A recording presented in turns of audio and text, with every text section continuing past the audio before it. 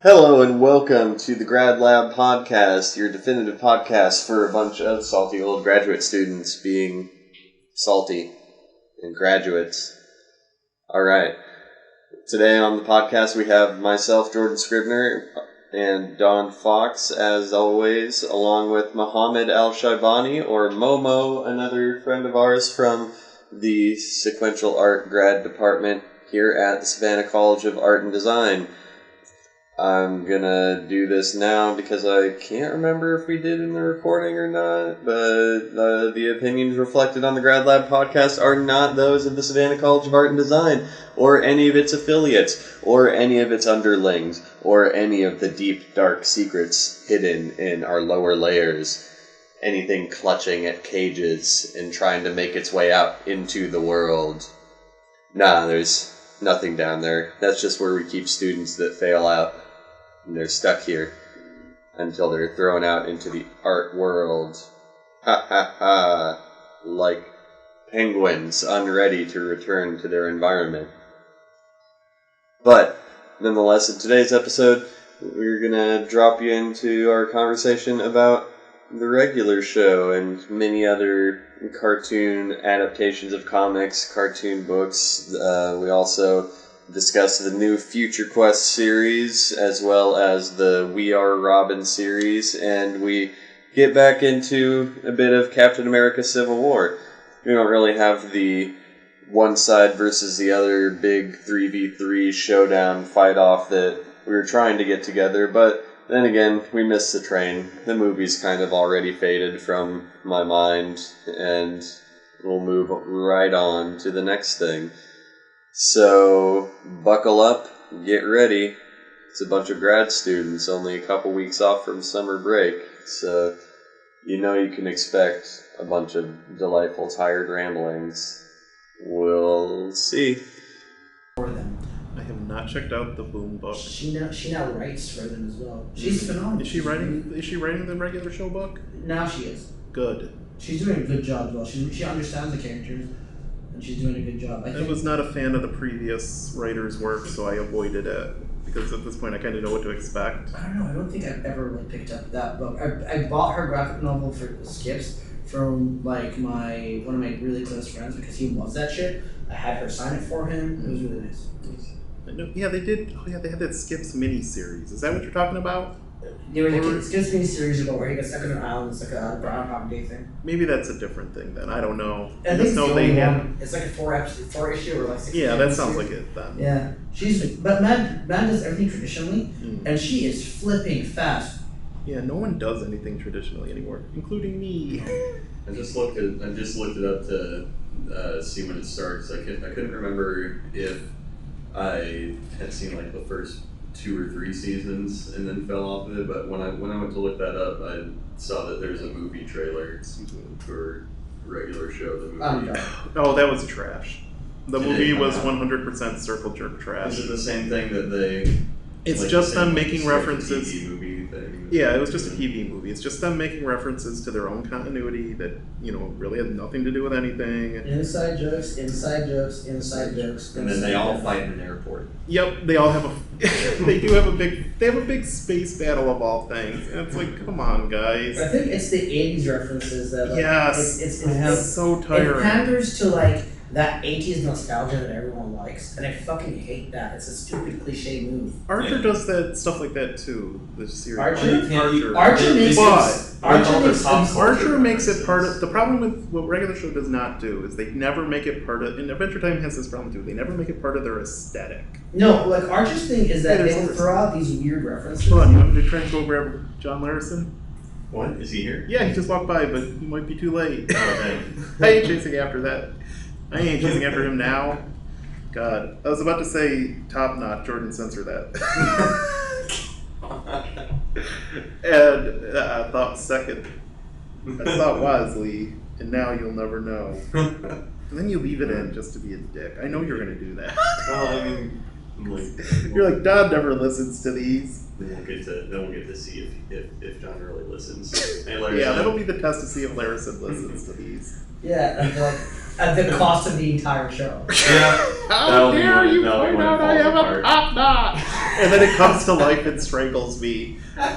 He's like, oh, dare you. At that point, it's just his hair screaming and not him. What were we on about Archer?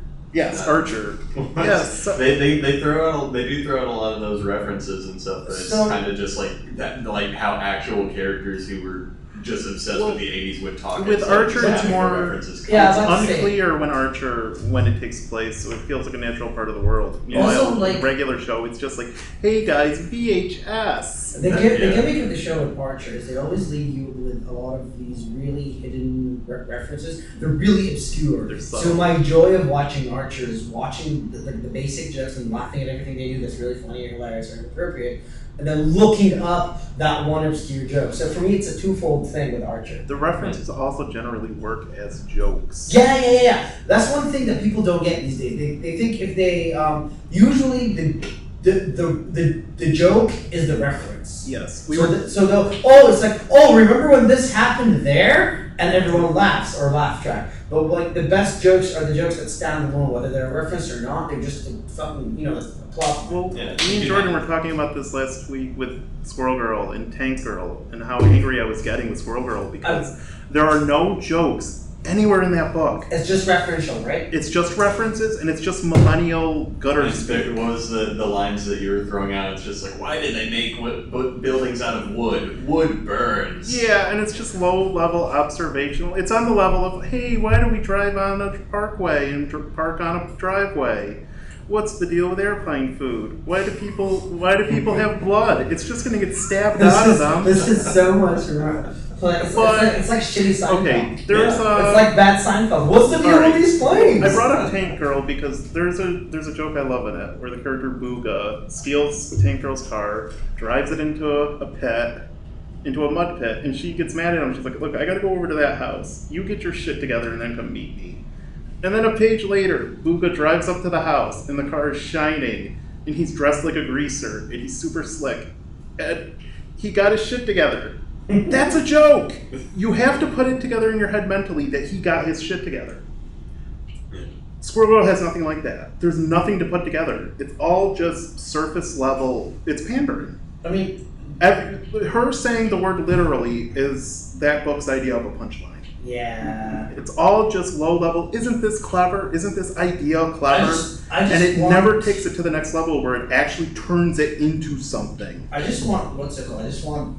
And regular show is very much that. Yeah, I just want some form of clever humor, just a bit. I'm not asking for too much. Because it's about, like Rashad had to explain to me that sometimes it's about the entertainment value, sometimes it's all about entertainment. Yeah. Squirrel Girl is to the point where it's just...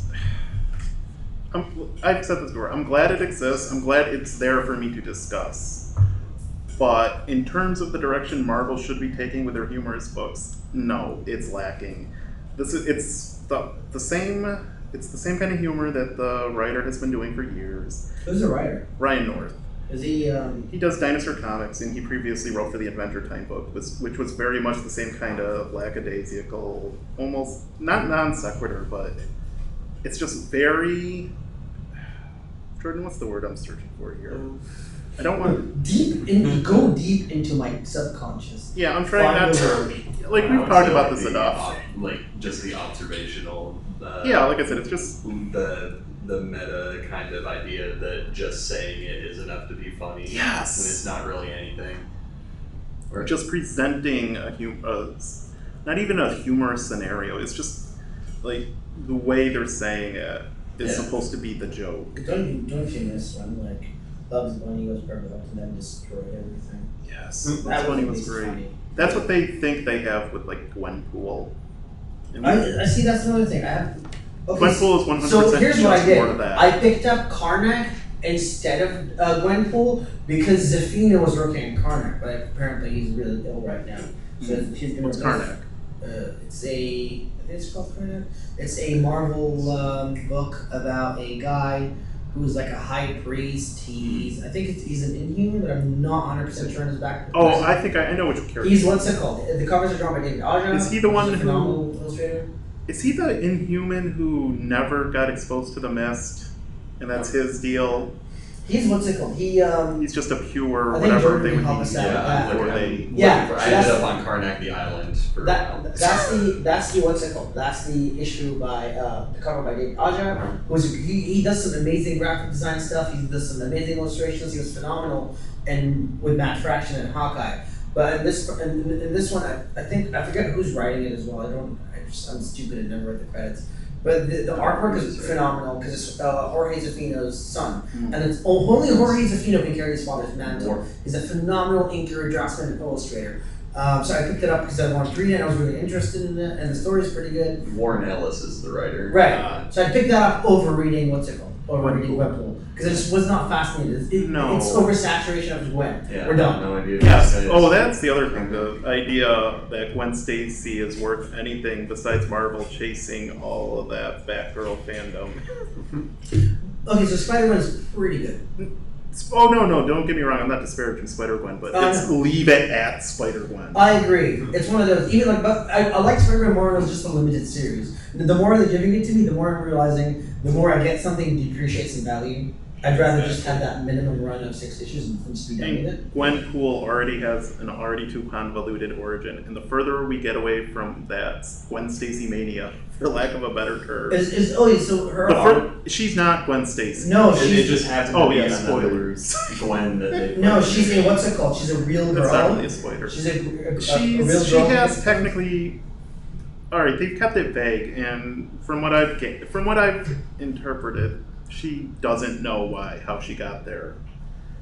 But yeah, what they're going with is she has the same kind of gimmick that Deadpool has, and that she's fourth wall aware, but she's supposedly from our universe, which is lame. Marvel, that is really lame. I don't see. I see because it's just an excuse for her to go, whoa, look at that character. I remember that. At that point, because I think this is an excellent opportunity to break into satire and break into the fangirl or fanboy fan person mentality, and then just say something. I almost want to save that for the Captain American discussion, but we can move on straight to that after this. Well, that's the same thing as like the Deadpool fourth wall has never really resonated with me. No, even with the I like a lot of the stuff that they.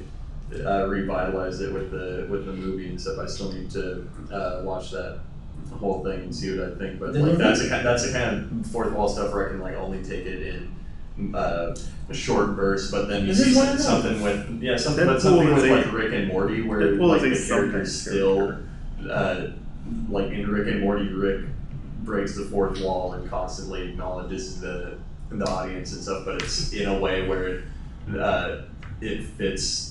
Rick and Morty. Rick and Morty breaks. That's what I'll say. That he breaks it so rarely, infrequently, and only in at the end of an episode or something. Yeah. But so it never comes off as obtrusive. But the way they do it. All right. Spoilers for the end of the second season. They bring back the character Mr. Poopy Butthole, and there's a pretty serious event at the end of the second season, and he pretty much makes fun of the audience for caring about it. Yeah, he's just see you in a year and a half. Yep. And that's why it works on Rick and Morty, because they build it in that it's goofy, it's meant to be that kind of moment. But and they nail it every time. It's not specifically his superpower where he's just where Deadpool, it's kind of bashing me over the head with the meta. Rick is also the kind of character where you don't know if he's being serious. Exactly. And I got my girlfriend into that show and she fucking loves it. And I also bought the comic books, which are surprisingly well written, and they keep to the voice of the characters, and it's really interesting. I'm reading all of it. I've read all of it, most of it. I'm almost needing to pick up the trades. Yeah. They're really good. The first trade is at least really fun. I want to see, because I'm a fan of Zach Gorman's art.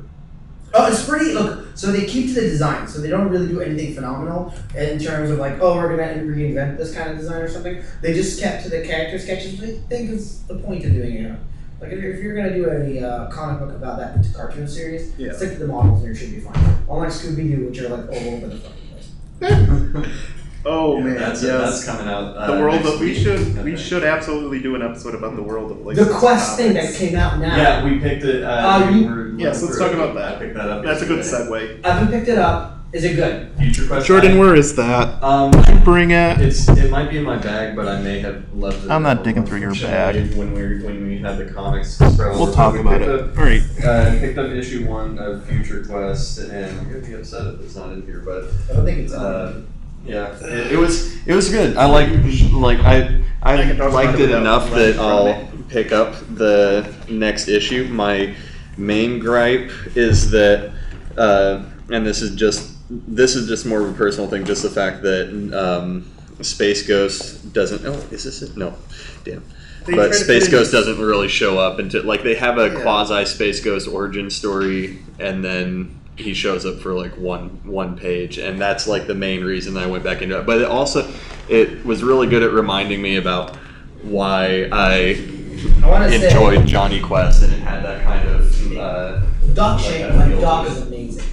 God damn, that man is so freaking good. He does a lot of the old classical designs. I think his work suits it. It was really the art was really fantastic. It got Don and I were noticing it got kind of heavy on the shadows towards the second half of it. Not even that. The whole inking quality and the draftsmanship just took a downturn. Even the characters started to look a little jankier and off model. Before everything was super tight and on. They brought it back in a lot of the final imagery and stuff, which was really nice. Their writing felt at some points a little clunky to me, but.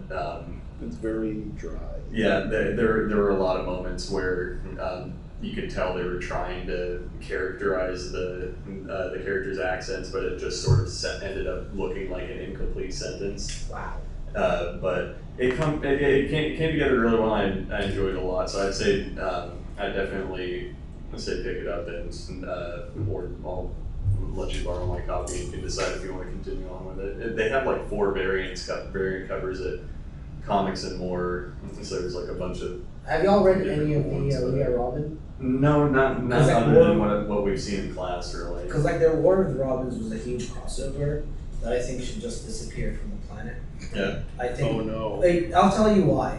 So you had to buy a lot of issues to crossover, and it's about all the Robins meeting, intersecting, the police trying to arrest the Robins while the Court of Owls gets involved somehow. I read a bit of it, not all of it, because. I don't know. It's as soon as things started going, we had this big crossover.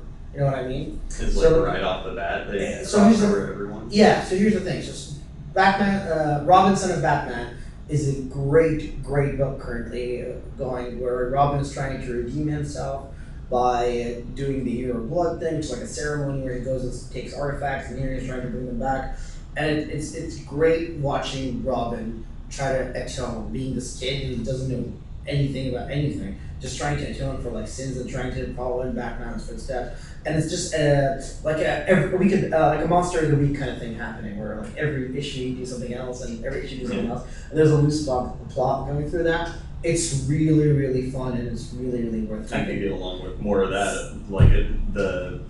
We were looking at the Invader Zim trade not long ago, and that was I really enjoyed just flipping through the issues of that, because it didn't really have consequence aside from some of the. No, they are very much trying not to really try to push anything forward from the series. I read issue 1 wasn't enough to keep me going. Mm-hmm. So I read issue 1 and I was like, I'd say it's worth reading the whole story just to get it. The first few issues can, form one whole story. I'd say it's worth reading through at least the first story. All right.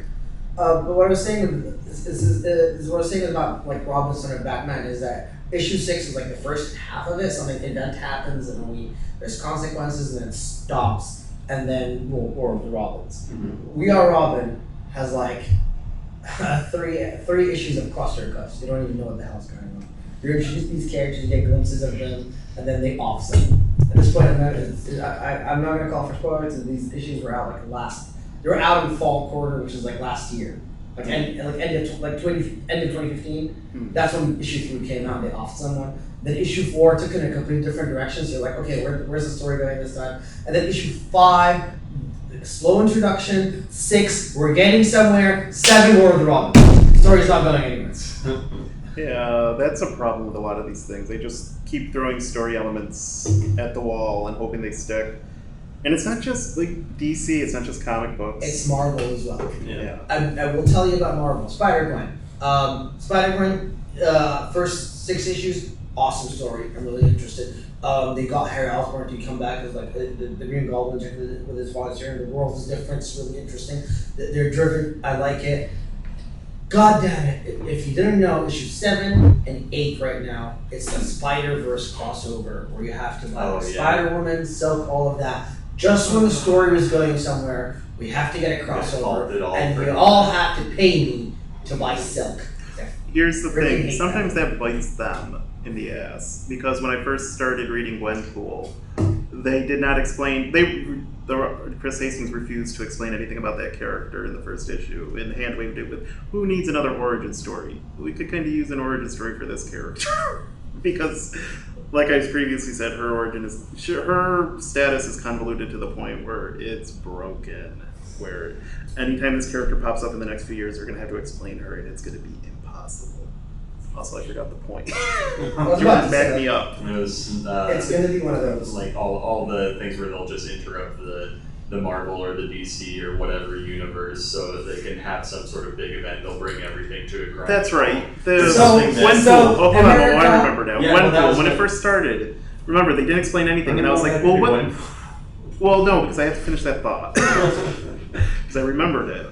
When I first started reading Gwenpool, they did not explain that character, and I thought, okay. And I get to the end of the book, and it's like, okay, read Howard the Duck to find out about Gwenpool. Okay, yeah. Yes, They're just pulling me back. And they don't tell you which issue, so it's just go read the Howard the Duck. And it's like, I'm not going to go read Howard the Duck just to find this obscure character that you did not do a good job introducing. And you can't be sure which ones will actually have consequence and which ones will they'll actually need to get into the same And she showed up in the holiday special, the Gwenpool holiday special, and she's there for 3 pages, 3 or 4 pages. Does it's nothing. like, Marvel, this idea of just characters in the crossovers, it's frustrating. It's making me mad because I still have no idea what this character is about, and just tracking down those issues and those stories was a huge pain in the ass, and it was a big letdown when I finally did. Yeah, and they'll have those big events, and you can't really be sure which ones you really need to pay attention to, because like some of them, like some big ones recently, will just kind of reset everything to 0. So basically,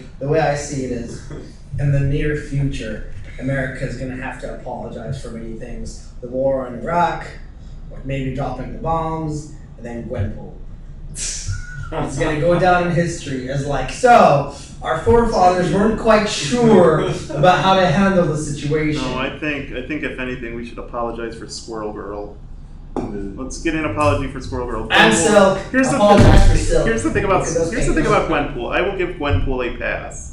Just because at this point it's light and fluffy enough that I'm willing to give it the benefit of the doubt. If it finds a direction, that could be an interesting character and an interesting book. And I have more faith in Chris Hastings than I do in Ryan North to pull that off.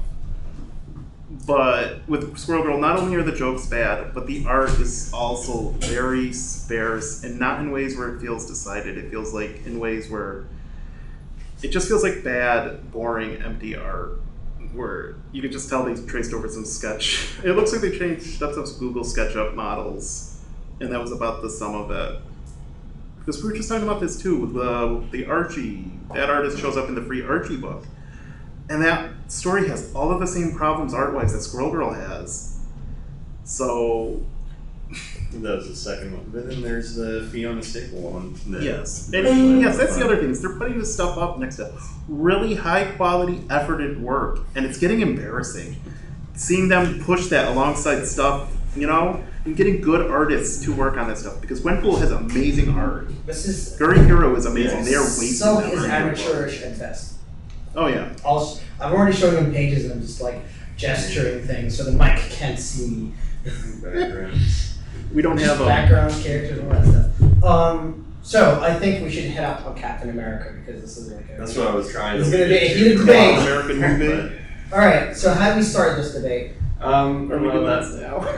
I don't know. Well, I wouldn't really call it a debate, more of Why don't we just get? We'll do a like I said, we'll do the non-spoiler version, and then we'll do a full discussion. We already put up a spoiler version. Did we? I was about to say, it doesn't matter. Just carry on. We'll play on spoilers. Look, we need to speak candidly, not sparingly. Yeah, we missed the train. It's been out for how long? 2 weeks or something. If people who care about spoilers, if they haven't seen it yet, it's internet. I was going to say we also had other now. people who wanted to take part in this discussion, but at this point, maybe they just missed the boat. Yeah, and that's it took us a bit because more important things, Editor's Day and all that. But let's get this out before it completely fades from our minds, which is that was one of the problems I was leading into earlier that I had with this movie. Who was it that described it? Was it you said someone described it as Marvel tearing down all that they had? It was one of the Penny Arcade guys that said they tore down all that they had worked up to for the sake of an action movie. For things to just and then reset everything to zero at the end because it was at the end it just ends up being War Machine's not really crippled. He can walk again. He'll probably walk even better because now he's got Iron Man legs, and Captain America and Iron Man are still besties, and they'll call anytime. It'll be super cool. But anytime you need someone punched, just come on, Cap, we'll get it done. Yeah, and the only thing really left hanging is how they're gonna interact with the government or with New Shield or whatever. But that really. If the people who that was my whole issue with them trying to make this such a political enemy or a political element to this is the fact that the people who are in charge are the people with the preternatural superpowers. Like they said in the movie, they are pretty much a nuclear deterrent in themselves, and they sentient nuclear deterrents are the people who are really in charge in that situation. So the fact that they tried to make it all political. So Dom's got. What do you got? So this is from Jerry Holkins of Penny Arcade. This is Civil War is equally adept at global and intimate scale, and they're endlessly reinforcing each other. The intimate conversations presage warfare, and warfare must be resolved with intimate conversations. Everything that happens is part of a relentless machine, which has devoured and appropriated every good thing about the shared universe they've made, and then made a hole in reality to prove the way forward. I don't know how many stars you get for that. And it's true. It feels like they made a dumb action movie. They made a dumb summer blockbuster, a popcorn movie. And they went out of their way to ignore and actively dismantle a lot of the very good character development and world building they've had up until this point. And it's all in favor of just more of the same stuff we've seen from other studios. Yeah, just overdone, over the top. Just too much in general. What do you think is good about this film? I think that it's fantastic action, fantastic cinematography. All the audio beats that went along with the action was amazing. All the action is very well designed. It was a massive success. But for everything that they the reason that I get so upset about things that a lot of people telling me that I shouldn't get upset with about this movie. A lot people have been telling us don't get upset about this if you enjoyed it, if you enjoyed the action and had a good time and stuff. And I can see that, I can totally appreciate that. But they built up to this with 12 movies. This was so much of this coming together into one thing. And at this point, especially when these things are the dominant movies in our culture, they are taking billions of dollars of entertainment time. They need to be a bit more responsible for things like their writing and their continuity and the things that people will see as little gripes. Don't get mad about it because it's just something to go into the issue is ooh and ah at. I loved the oohing and ahhing and stuff. The fight scenes were amazing, and I want to see it again because of that. But I will go in with different expectations, seeing it again. Because when I came in, I was expecting more of the characters they had built up to be interspersed into the story, to actually have a lot more agency than they did. I had fewer problems about it. My main problem, not so much as that I thought there was a 12 movie build up. I think what I thought about the film it's first off, I don't think it should be a Captain America movie. I think it's Avengers 2.5 or Sorry About Avengers 2. I think that was basically That's right. It's the DLC for Joss Whedon. It's the DLC. It's basically what happens. You finish Dark Souls 2. I don't know. I would take Avengers. I would take Avengers 2 over this movie just because there's so little going on in Avengers 2 compared to this. The problem is they are the tastemakers. They are the ones setting the example. And if this is the kind of movie they are going to be making, they seriously need to stop and reassess what they are doing. See, I don't think it's a bad movie at all. That's my thing. I think No. I have gripes with a few inconsistencies. So the fact that nothing happens, that kind of gets on my nerves. Yeah. The fact that there's no attainable conclusion or anything gets on my nerves. But the fact that there is that form of gray area or question about the nature of the thing, I really like that. I felt like it's at least better than the comic. Are you talking about the nature of like them being superheroes and being responsible for that? That I can jive with that being. It's not necessary. Marvel did not need to do that. They are in a position where they've mostly risen to the occasion and trying to be progressive and genuinely trying to tell good, compelling stories. But the Russo brothers, the Russo brothers, I think, are phenomenal because they came from doing directing Community episodes, directing Captain America, Winter Soldier, and Civil War. So I think they're phenomenal. They're a great achievement. I just don't think that they made necessarily the right calls. I will say this: thank God for Black Panther.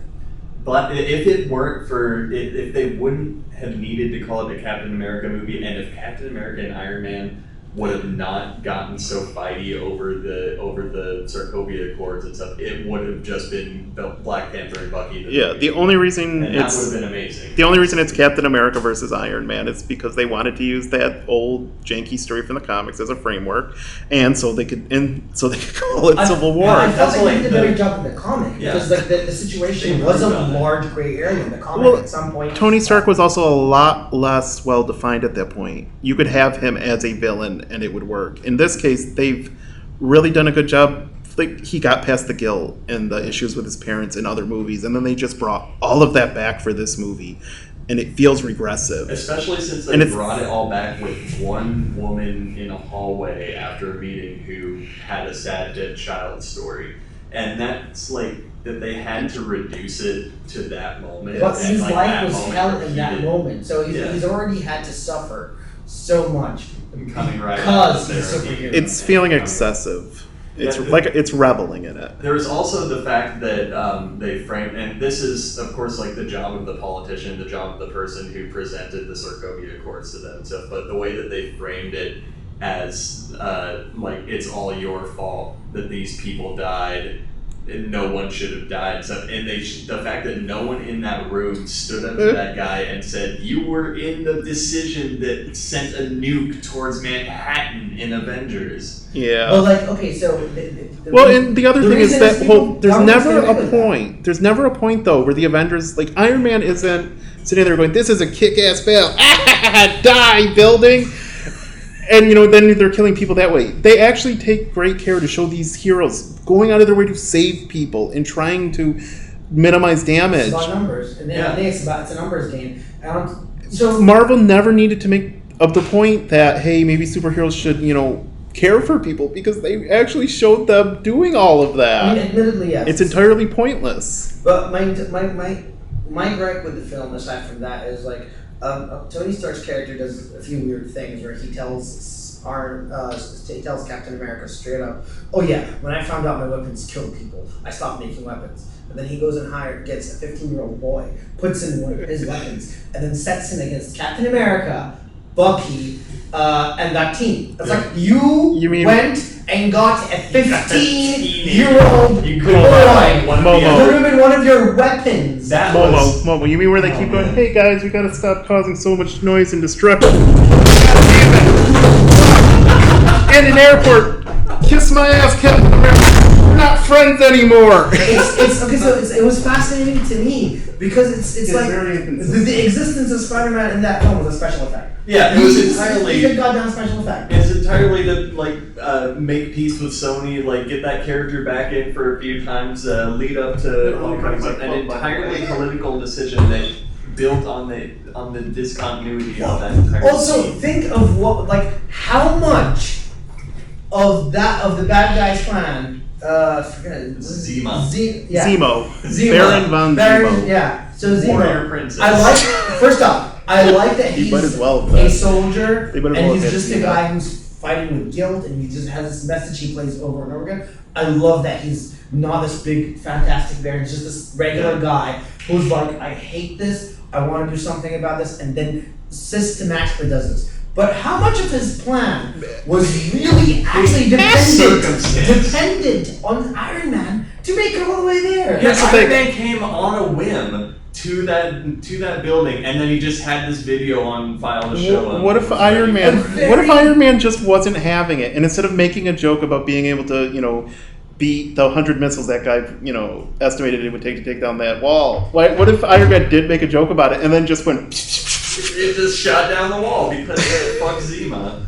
Just unloads with everything. But that was unibeams him in half through the wall. I love how I agree that it was cool how he was just fighting them with intrigue and trying to turn them against each other. But yeah, the fact that so much of it was circumstantial. There's no payoff. And also they did the not fact earn that. I just the other day finished reading Iron Man Noir. And in that, Zima was Howard Stark that had been brainwashed by Nazis the same way Bucky had. And I kind of want that more now. I wanted Zima to just be wearing his scarecrow mask, and then he turns out to be Howard Stark. Another thing that's really interesting was, and I really like this, is how brutally his parents get murdered on footage. On footage in the middle of a forest. Cinematography. And here's the thing. Not only is it shot like it's a movie, it's over to the top to the point that it's comical. As soon as Bucky came on, I went, oh no, in the theater, because it's comical. He's just like, yeah, come here, Iron Dad. Wham! Wham! Yeah! Well, who's in this seat? It's fucking Iron Mom. No! My seatbelt's stuck, Howard! 5 minutes later, she's dead. I had to watch that. But it was brutal. Admittedly, it was brutal to see that. It was brutal to the point, like I said, it was comical. It was over the top. It was badly done, and they put it in there anyway. And then Iron Man throws a tantrum about it. Yeah, despite being through therapy and despite knowing the stakes, knowing the stakes, knowing that the film was right there, and knowing that Bucky had been completely brainwashed, knowing that the situation was 100% engineered. Well, hold on, but 100% engineered to piss him off and create a schism between him and Captain and break the Avengers down. And he goes for it anyway.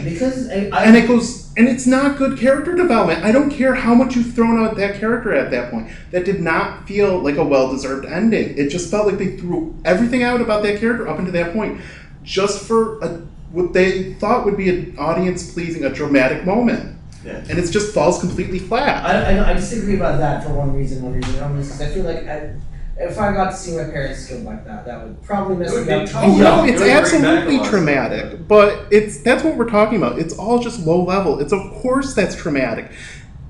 Seeing your parents be murdered would be traumatic, but it's not it's not compelling enough for this movie. For him to have gone off the rails like that, it's not a good enough reason. They did not set that up well enough. Cameras right where the car happened. Yes. I'm going to forgive that because cinematography also good. I'll give him that, but like I said, it all just adds up to the point where that scene is broken. We're already watching giant metal men and a suit and a suit. I was like, how much of that? Okay, so we can forgive that, but we're not going to forgive we have a demigod. But here's the thing: the thesis of this movie is superheroes in the real world. What would that be like? Yeah. At that point, you are obligated to think moments like that through. There are those different moments that, there are some things we can accept because they're either so outlandish or they have a founding in some sort of God, how do you put it this way? The things that people understand enough that it's kind of outlandish and takes you out of it rather than keeping you in there. Like the fact that someone had to set up this camera and knew where the car was going to crash. Here's an interesting point as well. I want to go back to the special effects Spidey. Tony Stark had to get a 15-year-old in a suit, right? But then he said, I have a secret weapon. And it's like, the Vision is behind you. the Vision with a fucking Power Stone in his goddamn head. And He's behind you. The demigod is behind you. You mean the thing with genuinely infinite power isn't his secret weapon? I really want this 15-year-old kid. Yeah. He has all the powers of a He's spider. better than a demigod. There's so many other. He's like, come on, they've got an ant. And he We've just gotta wanted to there's go there's an and insect hit on gap. Marissa Tomei. We gotta fill that insect gap with Spider-Man. And don't you tell me that Tony Stark didn't know what Marissa Tomei looked like before he went there. He does his research. We all know. Yeah. Which is also the research. We also know that Tony Stark does his research enough that he's got to know, especially when he hacked into S.H.I.E.L.D. files, he's got to know that there are a million other superpowered people out here. He goes for the 15-year-old. But are they available too, is the thing. Is he going to go up to, God, who's a really obscure guy? Like, I can't think of any Marvel. They've all co-opted him for Squirrel Girl, and they're all her best bud now. He doesn't turn into the pins, he just turns into the pin cushion. Who's our go-to? What's her name? Daria Snart. Lisa Snart. Lisa Snart. She's Yeah. DC. What if you got Lisa Snart? Oh wait, she's DC? Yeah. God damn it. Let's say lost the argument right there. She's DC. She doesn't belong to you. I don't know. Does DC have a handle on Lisa Snart? It's like at this point, DC would actually be better off trying to publish some of Marvel's characters. So aside from those little issues, What if they started making their own Iron issues. Man stories? And I will say this, There are issues that can't stand up to the fact that I thoroughly enjoyed watching these guys beat the shit out of each other Exactly. for a couple hours. It's the same problems I have with Star Wars. Like Star Wars Episode 7. Never saw it. I liked it for the most part. I liked a lot of the stuff. I think I know that we needed more Mary Sues, and I know everyone's been harping about the Mary Sue issue. I'm like, we need more women to be heroes, and they have a point. What are they saying She's about like Gray grew up wanting to be a hero in a Star Yeah, Wars. but the thing is Luke Skywalker is exactly that kind of No, character. but here's the thing. The thing is, she didn't have to struggle. Her life was struggle on that planet, and she worked hard for that. She struggled through her life. But then to get the Jedi powers and do all of that, she didn't have to struggle. Whereas Luke had to basically eat crap in the first film, get his hand cut off, and then get beaten in the second film, and then get his ass whooped in the third film to have Daddy save him. Yeah. Maybe. Like I said, I haven't seen the movie. But At the same time, I know that audiences nowadays have very short attention spans, and they have to go from one thing to another to keep them invested. The point I'm trying to make is, it's uneven. The film, Star Wars 7, uneven. Did I thoroughly enjoy it? I watched it 3 times in IMAX. Yes. Because it was just absolutely Oh, there's some absolutely beautiful cinematography and action scenes. Exactly. In the movie. My problem with Civil War, I do not think the cinematography is as good as you make it out.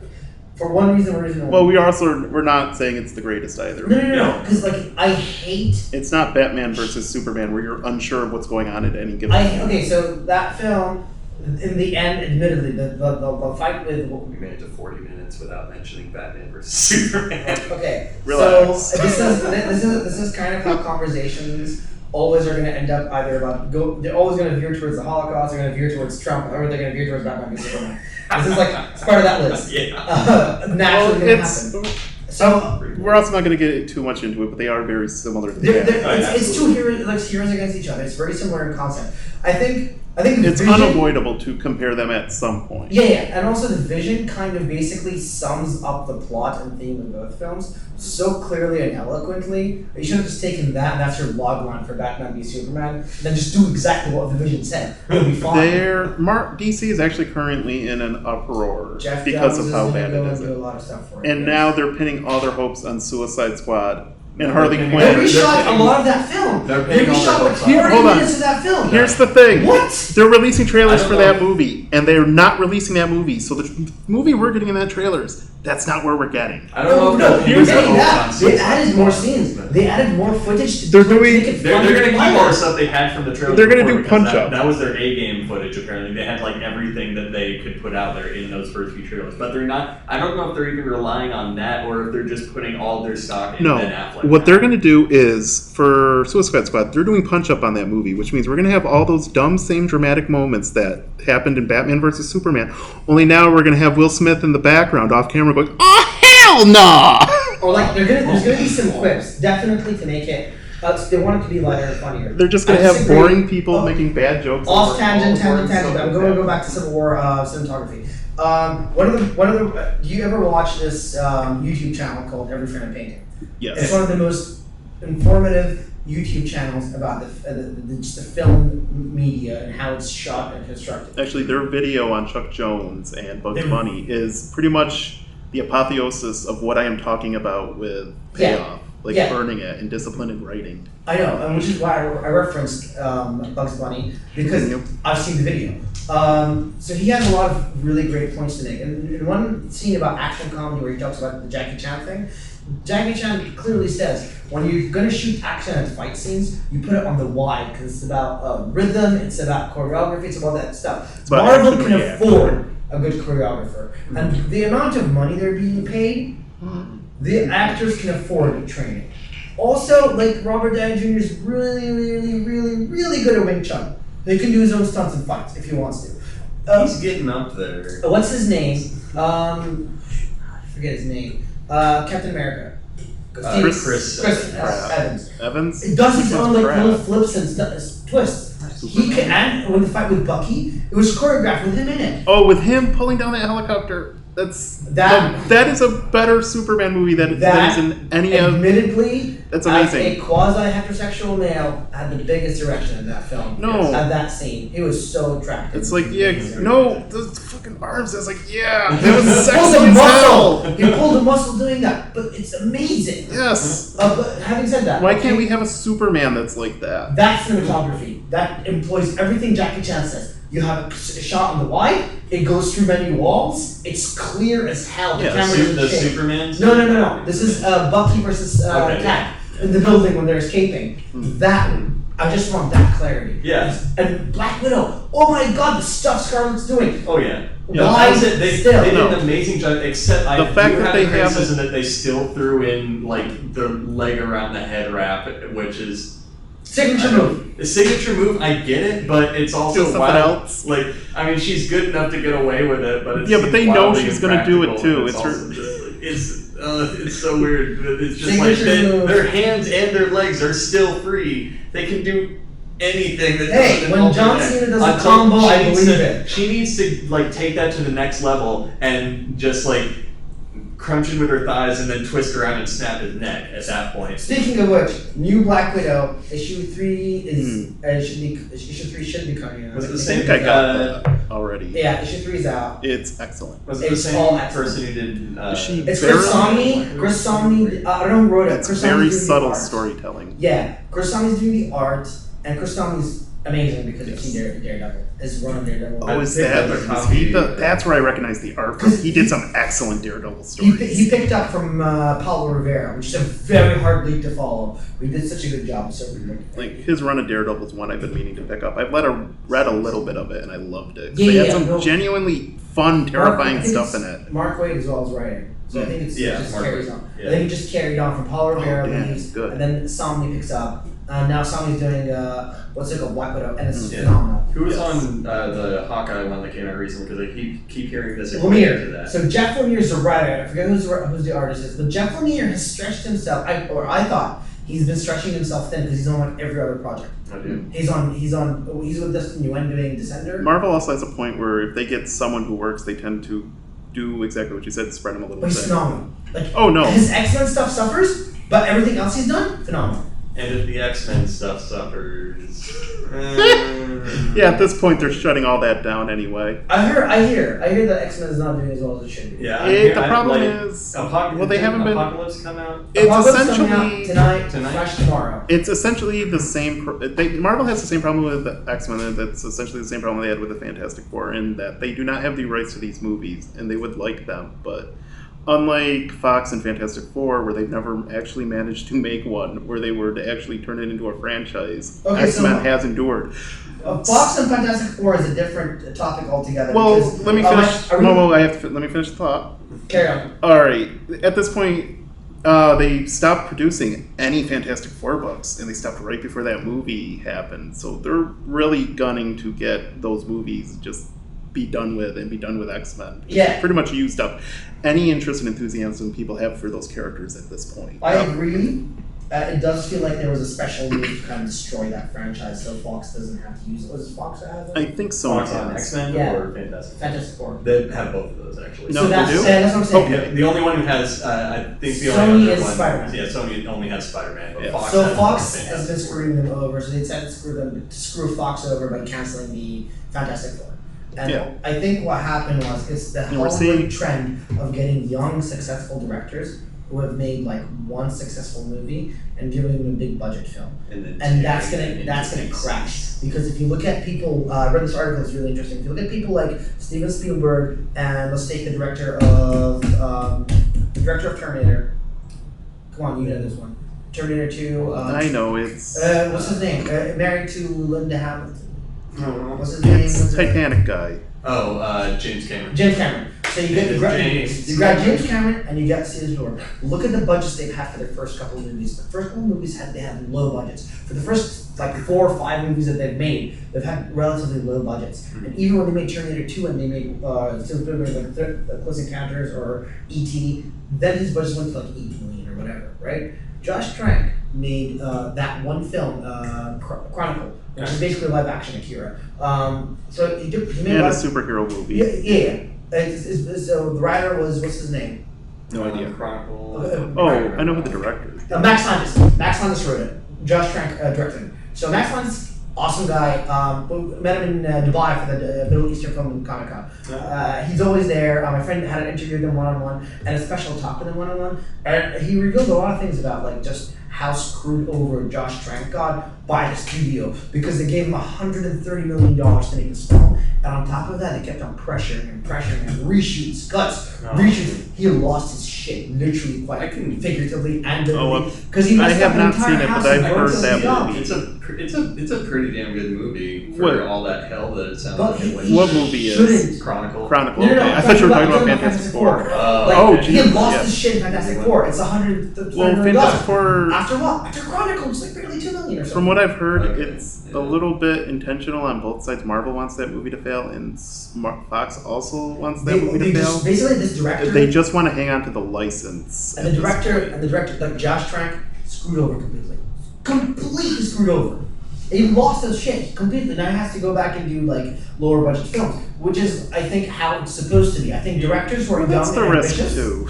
do small budget movies for a while, learn your craft, and then move on to the big budget films. The natural progression, the way Spielberg and Cameron did it, and I think that's why the film suffered and struggled. There's a lot of films like that that are equally struggling. There are also like J.J. Abrams kind of is a child of that same production. Now he's being put on like every big budget studio. But like one, he's a pretty confident writer. Yeah, Is very confident. Like he has a lot under his belt, but it's like certain his, like that. That's sort of like that to the even further degree. Where like I guess he had more under his belt aside like more than Trank, but he's still very, very young compared to so many of the I directors. think he had what was that film like Ben Affleck? What's his name? It's the big meteor film. It's really famous. It is Not Deep Impact. No, it's Armageddon. Armageddon. I think he Yes. has writing credits for Armageddon as well. I was gonna say Like, the Fifth he's Element. been there for a while, and like I feel like he picked up a lot of tricks. Because he did what's it called? He also did what was that film called? He did both Star Trek. But like Star Trek for him was like and he kind of admitted this. But Star Trek for him was kind of like this is how I would do Star Wars if I was doing Star Wars. Like I'd revamp it like this, blah blah. Right. Yeah. So like his real goal or passion was Star Wars, and he got it, and he did a pretty decent job at it.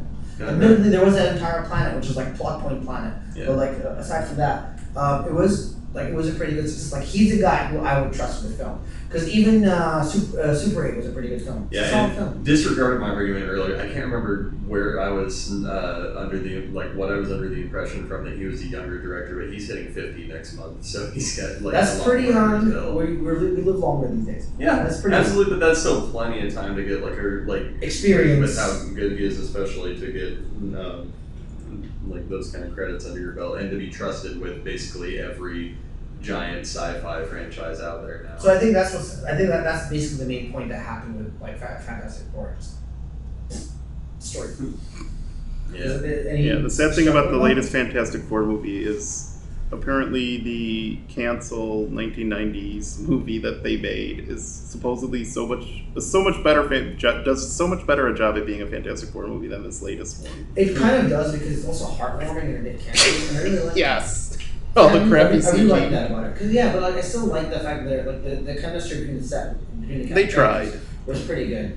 I would say Chris Evans makes a better Captain America than he does Absolutely. Oh yeah. He's way. Redemption time. I did way not more put them And that- together as the same actor. Yeah. That's how different a role he Yeah, and that was plays. the proof for like so many people were upset about, but like less in Ryan Reynolds' case, definitely more in Ben Affleck's case. Like so upset about these people getting a second shot at superheroes, despite whether they like moved from Marvel to DC or Reynolds back had to forth, do like, so many other jobs he didn't want to do just so he can find the kid.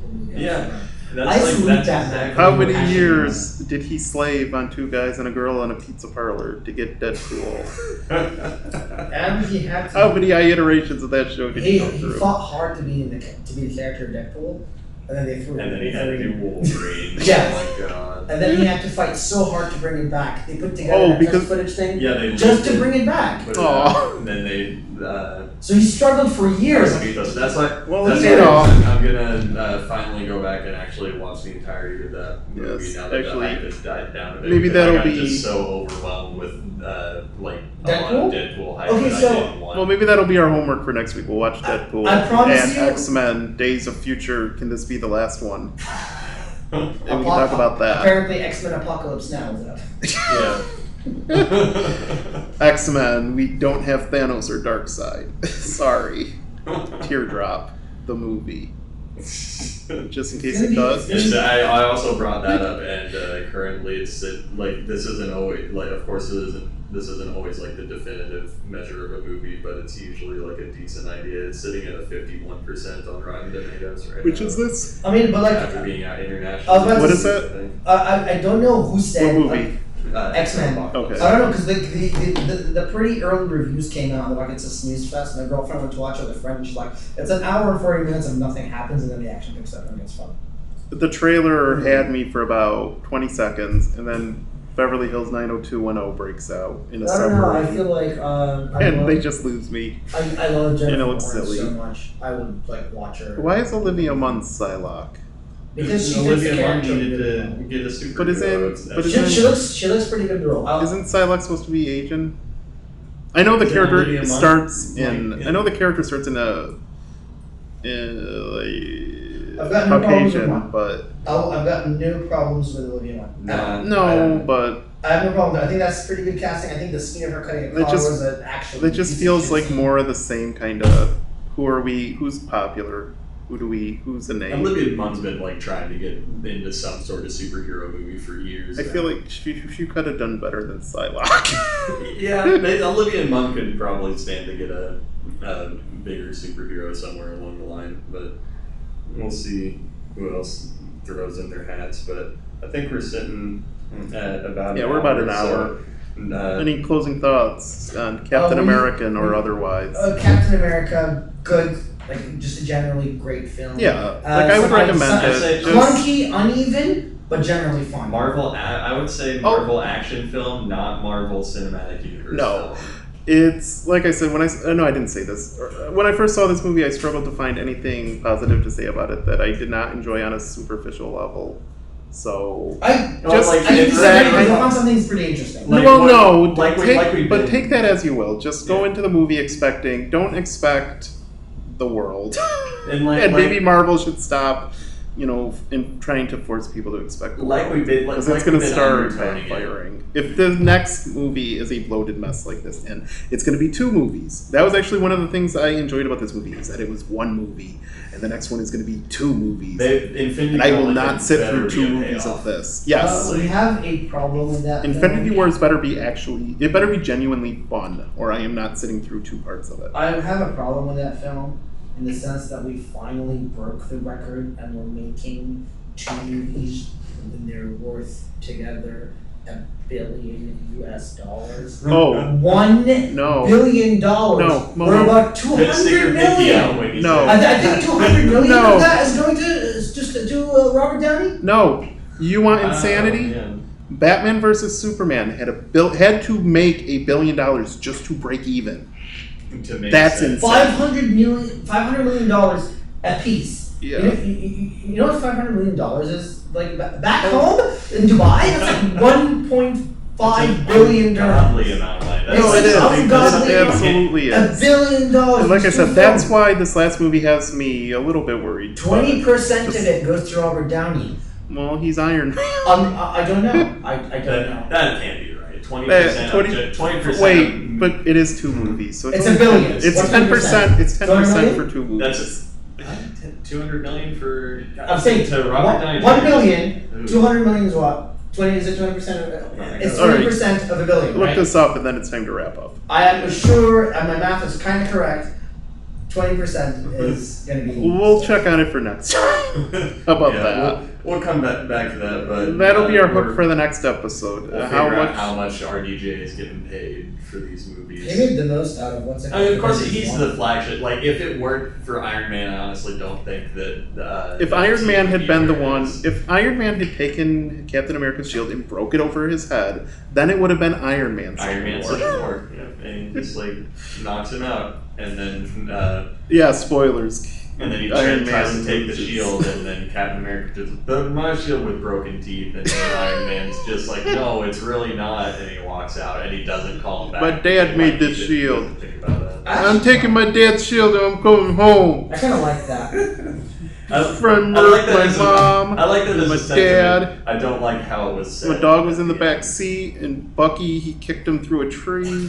Oh, My uncle was in the. that My uncle was in the trunk. They were going to go see a movie, and That they're going to sneak him moment in. when he And kisses 13. he just puts a knife through the Maybe trunk. 13? It's Yeah. over and over Where- again. Best part of the film, what's his name? Falcon and Bucky just look at him like, yeah, Sitting in the car. my look boy. at- yeah, look at that girl you picked up at your girlfriend's funeral. Yeah, Alright. you're dating your girlfriend's granddaughter. He's been interested since Winter Soldier. He's been interested since Winter Soldier. Come on. Yeah, it's And like he didn't even know. When Why you does didn't- why when did they you have to didn't know, shoehorn that's in a fair. lame, obvious romance? That movie had so much going on. And they just like, oh yeah, here's a woman. I guess you're dating her now. She's on screen for all of like Wouldn't 5 minutes. Wouldn't that creep you out after a while? Yeah. Like, yeah, I remember your grandmother. She was really hot. And then like the Who's dead in there? really kind of reminds me of hers. we'll cut it off there before I start talking about Yeah, we're done. Before I start talking about Pepper Potts and Gwyneth Paltrow and stuff. But thanks for listening. We'll see you next time. This has been the Grad Lab. We don't have a theme song. Also, we didn't do an intro again. Whatever. Yeah, we'll fix it.